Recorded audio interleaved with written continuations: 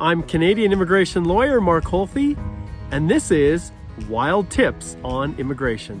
This series is all designed to help you guys avoid the wild things that are happening in Canadian immigration.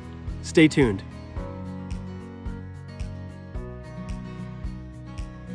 Hi everyone, welcome back to another Wild Tip on Immigration. This is immigration lawyer Mark Holthe coming to you from frozen Cameron Lake in beautiful Waterton National Park with a light breeze blowing behind me.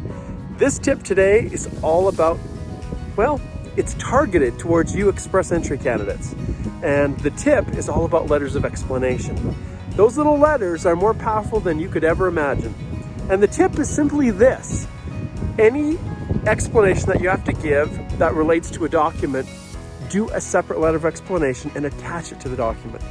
Any letter of explanation that relates to the information you've included in your application, do a separate letter for that. There's the tip, but it makes the life of an officer a lot easier, and a happy officer whose life has been made easy results in an approved application.